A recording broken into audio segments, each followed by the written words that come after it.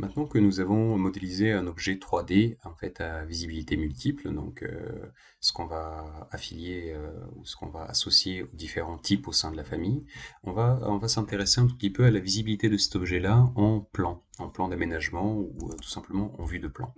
Donc lorsqu'on regarde cet objet paramétrique de la porte, euh, on voit très bien que sa représentation en plan est équivalente à strictement ce qui a été modélisé dans la 3D, à savoir en fait un cadre de porte sans panneau et les deux poignées de porte.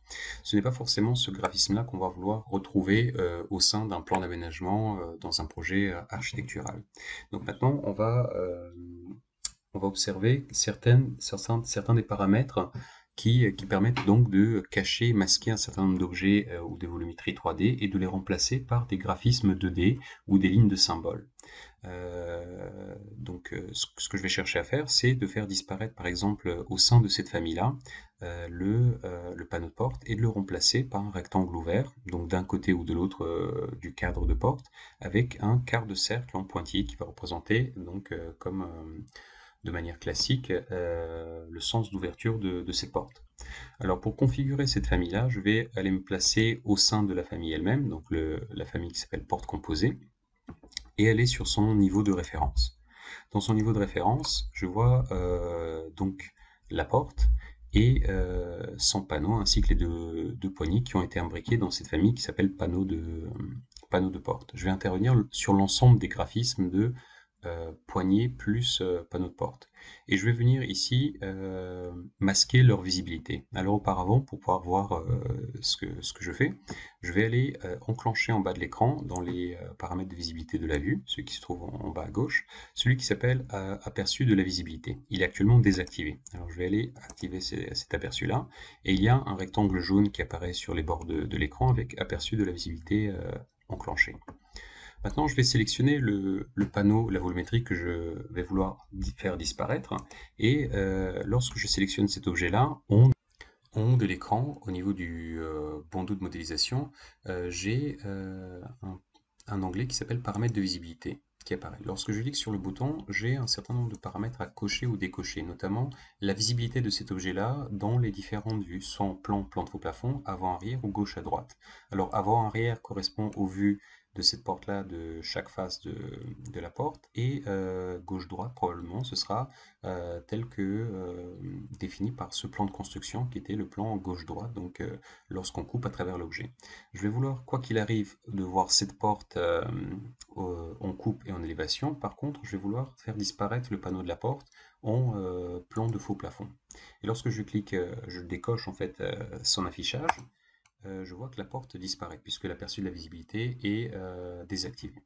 Maintenant, je vais aller remplacer ce panneau de porte par 4 lignes d'annotation que je vais retrouver dans l'onglet Annoter et dans les lignes de symboles. C'est-à-dire que c'est des lignes qui vont symboliser le panneau de porte en plan et se substituer en fait à la volumétrie 3D.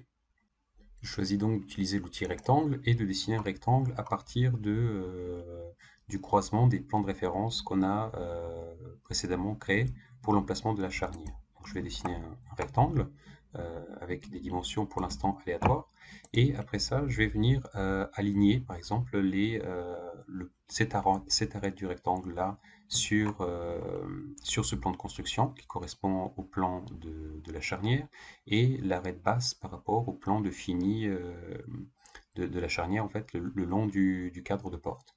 Donc j'utilise l'outil aligner et je vais récupérer ma charnière en glissant la souris donc du coup sur l'arête, et non pas en cliquant et validant la sélection, mais en cherchant avec la touche Tab à d'abord sélectionner le plan de référence qui est situé à l'écran, et dans un deuxième temps de choisir l'arête et de cliquer sur le cadenas pour verrouiller en fait la relation entre le plan et cette arête là. Je fais de même avec le deuxième plan de construction et l'arête basse, et maintenant j'ai fait ces verrouillages-là pour que lorsque l'amplitude entre ces deux plans de construction change, à savoir lorsque l'ouverture de la porte change, elle puisse entraîner avec elle cette arête-là, et lorsque la dimension de l'épaisseur du mur change, elle puisse entraîner en fait avec elle cette arête basse. Maintenant, il va falloir verrouiller la distance de cette arête-là par rapport à celle-ci, qui va être l'arrêt de guide. Et avant ça, je vais changer l'amplitude entre ces deux éléments-là à 40, comme était l'épaisseur de mon panneau de porte. Et maintenant, verrouiller cet élément-là, donc par rapport à celui-ci, en cliquant d'abord sur celui qui va l'entraîner, et deuxièmement sur celui qui doit être entraîné. Je verrouille la relation. Et je dois faire la même chose en fait avec la relation entre ce plan de référence là, celui qui est le nu du cadre, et la dernière arête qui est ici. Et afin que cette distance-là puisse être modifiable ou transformable en paramètres, c'est-à-dire que lorsque la dimension de la porte change, j'aimerais bien aussi que cette longueur-là puisse changer. Je vais cliquer sur cette ligne de cote et la transformer en paramètre. Et voir par contre, il y a ce paramètre-là qui a déjà été précédemment créé au sein de la famille porte composée, qui s'appelle en fait largeur du panneau largeur, qui est une fonction de la largeur de l'ouverture, moins 10 mm de l'encadrement de la porte. Maintenant, il ne reste plus qu'à changer en fait le style d'épaisseur de ces traits-là. Donc je vais choisir les 4 lignes, je vais glisser ma souris sur l'une d'entre elles et appuyer sur la touche Tab, ce qui me permet de sélectionner l'ensemble de la boucle fermée. Et je valide par un clic. Et en haut dans le ruban, je retrouve sous-catégories qui sont en fait qui me présentent les styles de lignes applicables au genre d'objet que je viens de sélectionner, notamment les lignes de cette porte. C'est des lignes qui appartiennent qui sont imbriquées dès le départ dans la famille porte générique métrique, celle que j'ai utilisée en fait comme gabarit de départ, et je vais les sélectionner en fait des lignes qui sont attribuées au panneau et dans un sens de coupe, puisque c'est un panneau coupé à 1 mètre du sol. Il ne me reste plus que de dessiner le quart de cercle en pointillé qui va symboliser le sens d'ouverture de ce panneau de porte. Je retourne donc du coup dans Annoter, puisque c'est des lignes d'annotation, et je vais créer 2 lignes symboliques en fait qui sont générées à partir de l'outil arc centre fin. Donc je vais devoir pointer au niveau de la charnière de ma porte pour le début de mon arc et venir glisser la première partie au niveau donc de l'encadrement de porte. Alors les différents traits apparaissent en fluo. Je vais cliquer lorsque celui de cette tranche-là apparaît, en fait la tranche de la feuillure de la porte, et commencer à dessiner mon arc jusqu'à la partie supérieure, donc de ce panneau-là, jusqu'à ce que la partie verticale en fait vienne apparaître. Et avant de cliquer, j'observe qu'il y a un cadenas qui est apparu ici. Je vais vouloir verrouiller ces cadenas-là, ce qui me permettra en fait d'avoir un arc ou un quart d'arc de cercle variable. En fait, c'est cette dimension-là qui va être modifiée en fonction du fait que ce plan de référence va entraîner euh, le bout de mon arc de cercle.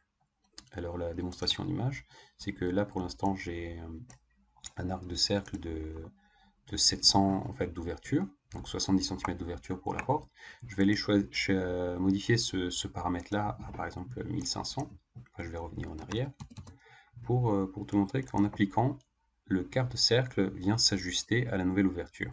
Alors je reviens en arrière et maintenant je vais choisir de modifier le style d'objet ou le style de ligne de cet arc de cercle en allant dans le ruban sous l'onglet sous-catégorie, choisir un autre style de ligne. Donc celui qui s'appelle non pas porte-projection, mais celui qui s'appelle sens d'ouverture de l'élévation, coupe, puisqu'en fait je voudrais l'avoir, je suis dans une vue de coupe. Ça s'appelle une vue de plan, en fait, comme un plan d'étage, mais concrètement, en fait, on est en train de couper à travers l'objet. Là, je vais mettre en l'échelle un cinquième pour te montrer que en fait, l'échelle ou l'espacement des pointillés change en fonction des différentes échelles. Il ne reste plus que sauvegarder avec CTRL S cette famille-là et la recharger au sein donc de notre famille bibliothèque de porte. Notre projet qui s'appelle bibliothèque de porte. Donc je la charge dans le projet et je vais remplacer les versions existantes et ses valeurs de paramètres. Alors ce que je vais observer, c'est que alors j'attends que ça charge, c'est que les impacts en fait qu'on a eu précédemment ont été modifiés, c'est-à-dire que les portes gardent leur valeur de paramètres de 90 cm, 80 et 70 d'ouverture. Cela dit, la volumétrie en plan de la porte a disparu, elle a été remplacée par en fait une simplification par deux types de lignes différentes. Lorsque je vais me positionner donc le projet F3D Bibliothèque dans la vue 3D, les volumétries sont toujours visibles en vue 3D, elles seront toujours visibles dans une vue d'élévation, par exemple la vue d'élévation nord.